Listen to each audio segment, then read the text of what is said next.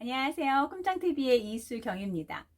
친구가 없는 아이, 따돌림, 왕따. 네, 지금 시간은 좀 이렇게 무거운 주제를 가지고 함께 이야기해 보려고 합니다. 우리 아이가 이제 학교를 가요. 그러면 부모님들이 이제 많은 걱정이 함께 수반이 되죠. 학교에서 공부를 잘 하는지, 선생님 말씀은 잘 듣는지, 그리고 친구들하고는 잘 지내는지. 네, 우리 아이들 이제 학교를 다니기 시작을 하면 이제 자기 삶에, 자기 생활에 저희 전부가 이제 학교라고 해도 과언이 아닙니다. 그래서 학교에서의 친구 관계, 선생님과의 관계는 매우 중요하거든요. 그리고 이때 잘 이런 관계 형성을 잘해야 나중에 사회에서도 자기 몫을 톡톡히 하는 아이로 성장할 수가 있습니다. 그런데 이제 부모님께서 우리 아이 이렇게 살펴보면은 왜 이렇게 내 아이가 친구가 없는 것 같지? 친구 얘기를 안 하지? 이런 것 때문에도 이제 은근히 고민하시고 앞으로 얘가 괜히 나쁜 관계가 돼서 아이들 사이에서 힘들어하면 어떻게 할까? 누구나 많은 부모님들이 한 번쯤은 고민할 부분이에요. 그러면 제가 이제 말씀드릴게요. 친구가 없는 아이는 두 가지 유형이라고 보시면 됩니다. 그러니까 첫 번째로는 기질적으로 별로 이렇게 사람들하고 많이 어울리는 걸 좋아하지 않는 거야. 그러니까 혼자 노는 게 좋은 거예요. 불편하지 않은 거야. 그러니까 그런 아이는 크게 걱정은 하지 않으셔도 돼요. 그런데 이제 우리 그게 있잖아요. 어느 조직이나 단체나 모임이나 이런 데 갔을 때 같이 화장실 갈 친구 이게 필요한 거예요. 그러니까 내가 뭐 두루두루 사람들을 잘 어울리지 않더라도, 그러니까 우리 아이가 학교에서 뭐 전교생 아니면 전 우리 학급에 있는 아이를 다 친하게 지내진 않더라도 딱 이렇게 뭔가 할 때 화장실 같이 갈 수 있는 친구, 뭔가 이렇게 같이 뭐 짝지어서 뭐 해봐라 자유를 줬을 때 딱 붙을 수 있는 그런 친구 한 명만 있어도 돼요. 그러니까 한두 명만 있어도 학교 생활은 힘들지 않다. 그리고 본인이 그거에 대해서도 그다지 혼자 놀고 뭐 이렇게 친구들하고 막 관계를 많이 하는 게 별로 그렇게 크게 신경을 쓰이지 않는다. 그러면 그냥 마음 안심하고 있으셔도 돼요. 그리고 아이한테도 친구는 천천히 사귀어도 돼. 그리고 정말 친한 친구가 누군지 이렇게 한두 명 있는지 이런 것만 체크하셔서 같이 이렇게 격려해 주시면 됩니다. 이제 두 번째 경우에요. 이게 뭐야? 이제 친구들에게 배제되는 경우. 이게 이제 우리가 따돌림, 왕따 이걸로 이제 확장이 될 수 있는 거잖아요. 그래서 친구들 사이에서 이렇게 배제가 되는 거야. 그러면 이제 아이가 뭐가 되겠어요? 그걸로 스트레스가 되겠죠. 뭔가 나는 하고 싶고 어울리고 싶고 같이 끼고 싶은데 애들 사이에 이렇게 배제가 되는 거야. 이러면 이제 우리가 관심을 가져야 됩니다. 요때 잘 극복을 하고 잘 할 수 있는, 잘 친구들하고 연결할 수 있는 그런 고리들을 만들고 그거를 해결해내야 이게 이제 중학교, 고등학교 나중에 사회생활 해서도 이런 식으로 이제 사람 관계는 어떻게 해야 되는구가 만들어지는데 여기서 막혀버리면 안 돼요. 그래서 우리 부모님이 항상 우리 아이들하고 같이 아이와 이야기 나누시는 거 경청하시고 아이가 지금 어떤 상황인 건지 학교 생활이 어떤지 꼭 공부만이 아니더라도 이 부분을 계속 살피셔서 부모님이 공감해 주면서 같이 이렇게 대화를 해 보시는 게 필요합니다. 이렇게 이제 배제되기 시작하면은요, 이제 두 가지, 이제 우리 아이들이 이제 여자아이, 남자아이 있잖아요. 그러니까 약간 분위기가 달라요. 학급 내에서도 남자아이 같은 경우는 굉장히 적극적이고 공격적으로 아이를 괴롭힙니다. 아이를 이렇게 은근히 이제 쉽게 말 따돌리거든요. 그러니까 뭐 신체적으로도 할 수 있고 별명이나 이런 걸 부르면서 언어적으로도 할 수가 있고 이런 식으로 표현 자체가 굉장히 공격적이고 적극적으로 막 이렇게 표현을 합니다. 그래서 아이가 이런 상황인 건지를 체크해 보셔야 돼요. 그런데 이제 반면 여자 아이들은요, 이렇게 보여지게 드러나게 안 해요. 그리고 은근히 이렇게 왕따 시키고 따돌림하는 이런 아이들이 친구들 사이에 인기가 많지만 또 선생님한테도 신뢰를 받는 경우들이 있거든요.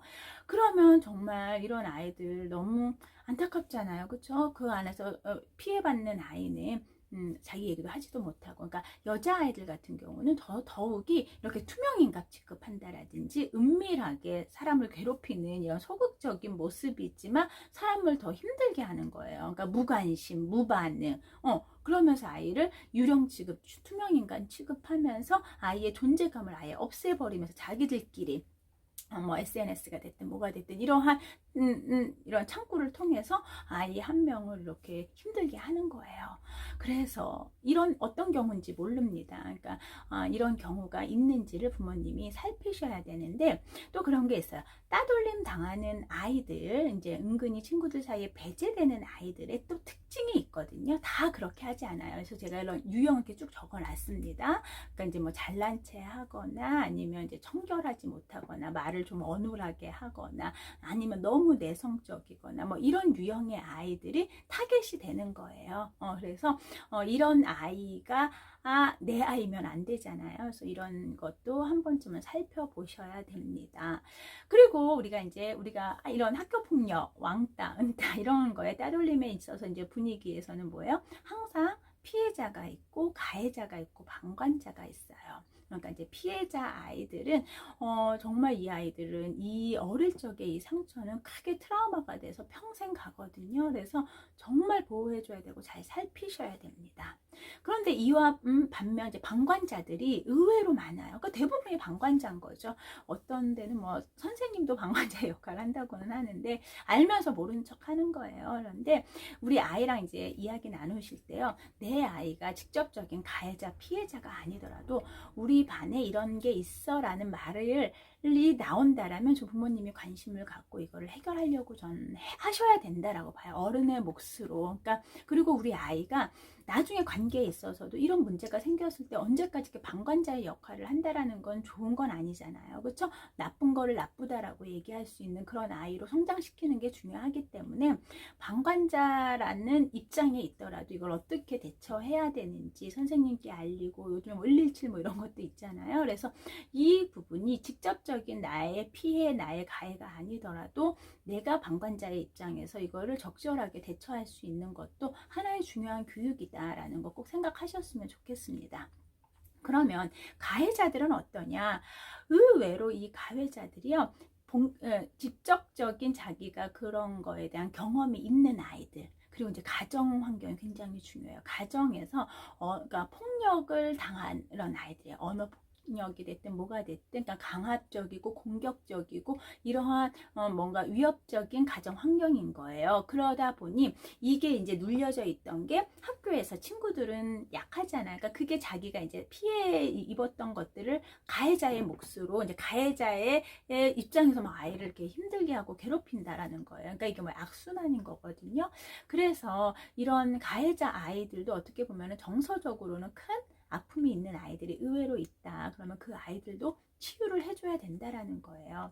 그래서 우리가 이러한 이제 친구가 없는 아이로 시작은 했지만 이게 확장이 돼서 왕따, 은따, 뭐 따돌림해서 이러한 학교 폭력으로 확장이 되는 건 순식간이에요. 왜냐하면 아이들이 이제 초등학교 고학년만 돼도 사춘기가 들어가면서 자기 조절이 한계가 있어요. 정서적으로도 굉장히 혼란스러운 시기고, 막 그러다 보니까 또 이제 신체적인 변화도 막 이렇게 이제 커가니까 조절을 못하면 어떻게 이게 순간적인 폭력이 될 수 있고 상대방에게는 피해가 될 수 있거든요. 그래서 부모님들이 우리 아이들의 학교 생활을 좀 관심을 갖고 계속 이렇게 질문으로 유도해서 아이가 잘 생활하고 있고 학교 내에서 문제가 없는지를 체크해 보시는 게 매우 중요합니다. 그래서 우리가 이런 친구가 없는 아이, 이제 이런 따돌림 이런 거에 대해서 우리가 어떻게 대처를 해줄 수 있느냐.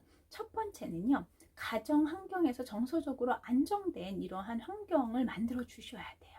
그리고 이게 있습니다. 집안에서 사랑받지 못한 아이가 밖에서 사랑받겠습니까? 그러니까 가장 중요한 거는 우리 아이가 집안에서도 엄마와 부모님과의 아주 그런 안정된 애착이 계속 유지가 되고, 아이 스스로 내가 사랑받고 있구나라는 거에 대해서 그 힘이 있을 수 있게끔 이런 정서적으로 안정된 그런 가정 환경을 만들어 주는 게 필요하고요. 두 번째는 인간관계, 이런 대인관계도 하나의 훈련이거든요. 그래서 아이가 요즘 혼자인 아이들도 많잖아요. 외동이고. 그래서 이제 친구들하고 어울리는 방법을 잘 모르는 경우들이 있어요. 그래서 이제 친구들하고 만나게 해주고 친구들과 함께 어울리게 해주는 그런 자리를 만들어 보시는 것도 좋습니다. 그래서 요즘 부모님들이 막 친구 만들어주기 이런 거 막 신경 많이 쓰시잖아요. 그러니까 그게 어떻게 보면 의미는 있어요. 근데 그게 너무 과하면 좋지는 않겠지만, 그래서 가까운 뭐 놀이터에 가서라도 친구들하고 어울릴 수 있는 그런 환경들을 자꾸 만들어 주시는 게 초등학교 저학년식이 굉장히 좀 필요하다.